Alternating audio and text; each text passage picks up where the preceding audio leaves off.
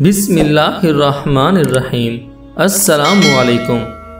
ایک بادشاہ کے سامنے کسی عالم نے یہ مسئلہ بیان کیا کہ زانی کے عمل کا قرض اس کی اولاد یا اس کے اہل خانہ میں سے کسی نہ کسی کو چکانا پڑتا ہے۔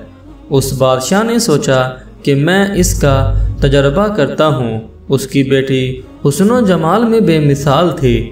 اس نے شہزادی کو بلا کر کہا کہ عام سادہ کپڑا پہن کر اکیلی بازار جاؤ، اپنے چہرے کو کھلا رکھو اور لوگ تمہارے ساتھ جو معاملہ کریں وہ ہو بہو آ کر مجھے بتاؤ۔ شہزادی نے بازار کا چکر لگایا، مگر جو غیر محرم شخص اس کی طرف دیکھتا وہ شرم و حیا سے نگاہیں جھکا لیتا۔ کسی مرد نے اس شہزادی کے حسن و جمال کی طرف دھیان ہی نہیں دیا۔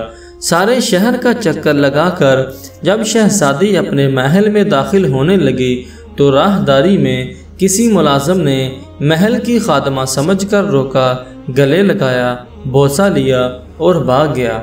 شہزادی نے بادشاہ کو سارا قصہ سنایا تو بادشاہ رو پڑا اور کہنے لگا کہ میں نے ساری زندگی غیر محرم سے اپنی نگاہوں کی حفاظت کی ہے، البتہ ایک مرتبہ میں غلطی کر بیٹھا اور ایک غیر محرم لڑکی کو گلے لگا کر اس کا بوسہ لیا تھا۔ میرے ساتھ بھی وہی کچھ ہوا جو میں نے اپنے ہاتھوں سے کیا تھا۔ سچ ہے کہ زنا ایک قصاص والا عمل ہے جس کا بدلہ ادا ہو کر رہتا ہے۔